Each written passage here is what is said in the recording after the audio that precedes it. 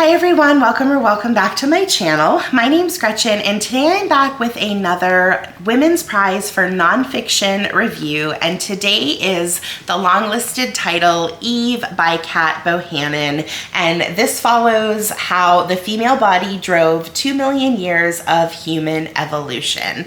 And first things first, I am not going to hold this book up the whole time.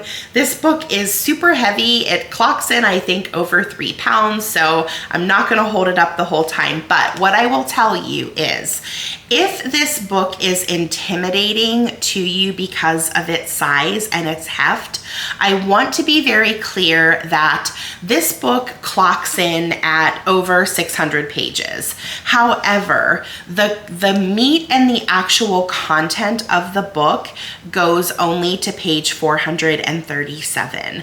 The rest of the book is dedicated to a bibliography and an index and a notes and acknowledgement section. And there are also footnotes that are embedded throughout the book. So there are a lot of extras in this book, and I don't want you to be intimidated by it. This book is almost 200 pages of additional information. And when it was kind of funny, when I got to the actual end and I turned the page, I thought, oh, we have another chapter, and it was the acknowledgements page. And I was like, wait a second, I still thought that I had like 200 more pages to read. So I was quite shocked when that happened. And I'm not gonna lie, I was a little sad because I was really digging this book and I could have read on for 200 more pages and I would have been completely fine with that.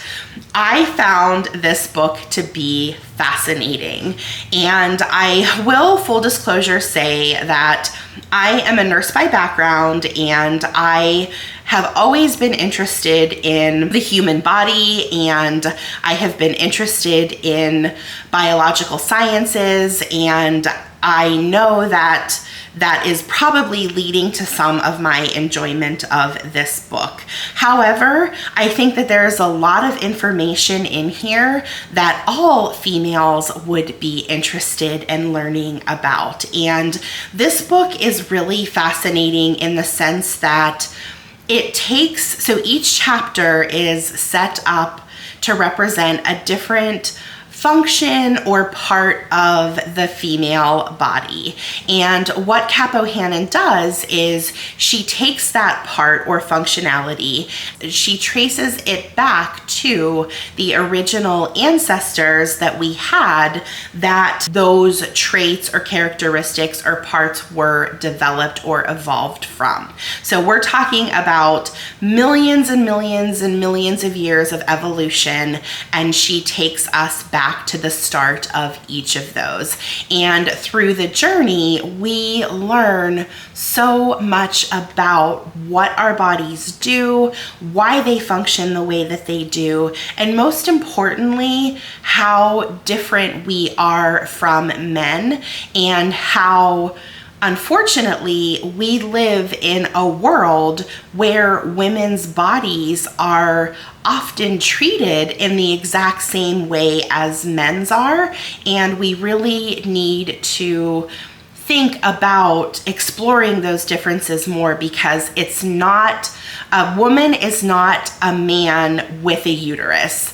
The differences between a man and a woman physically are so much more involved than just that. So I think that this book was a phenomenal read. It gave me so many things to think about, and there were so many funny parts of this book as well, when she's talking about the differences and even sometimes the similarities. There was a section that I was really chuffed over that was talking about how it is actually possible for men to nurse babies if they needed to. Obviously, they're not going to have as much milk production, but it is technically possible for a man to nurse. So there was a lot of wit that was also included in the writing of this book as well. And I think that one of my most important takeaways from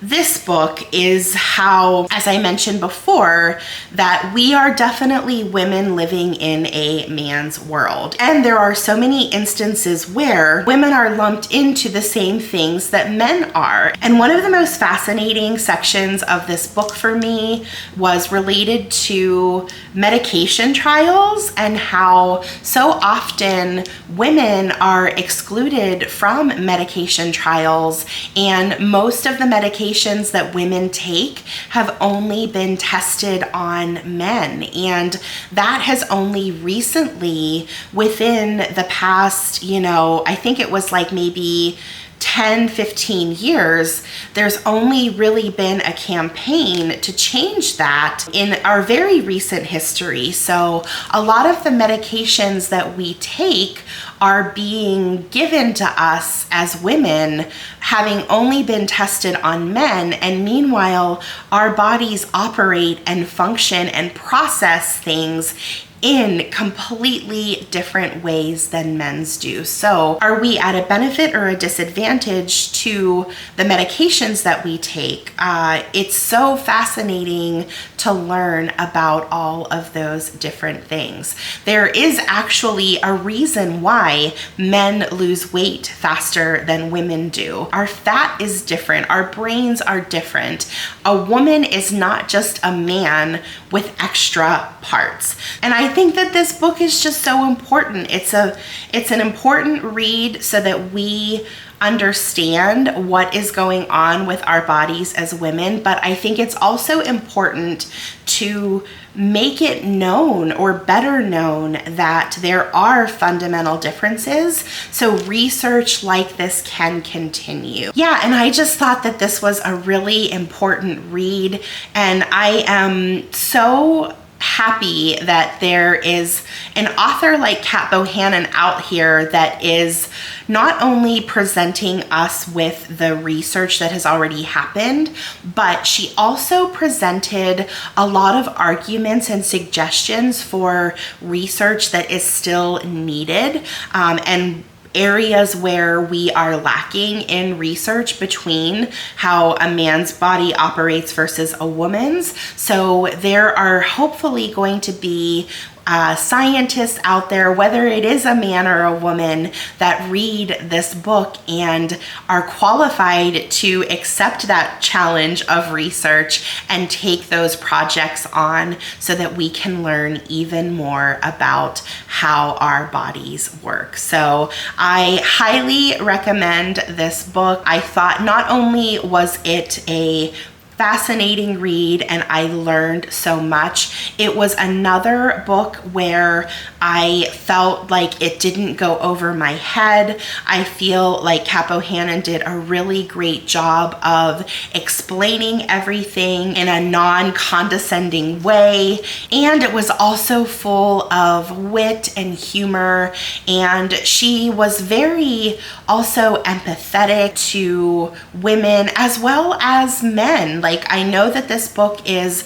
primarily about the woman's body, but there's a lot of information in here for men too. I don't want anybody to think that this is a book that only a woman could read. There is definitely information in here that is important for men to understand and ingest as well. So unfortunately, this book did not move over to the short list, but I certainly hope that it being on the long list got this book some more exposure and there are more people out there reading it. We are quickly approaching the end of the inaugural Women's Prize for Nonfiction. I have just a couple more books to read. I have one more shortlisted title to get a video out for, and then there are a few other long listed books that I am still waiting to get my hands on. I definitely plan on reading them before the end of the year, and I will of course do individual reviews for each of them. But yeah, it's been so much fun so far with this Women's Prize for Nonfiction, and I love the fact that this prize is now up and running, and I have just been blessed with so many good reads so far. So there's definitely more content from the Women's Prize for Nonfiction to come, as well as the Women's Prize for Fiction. But until we read again, bye.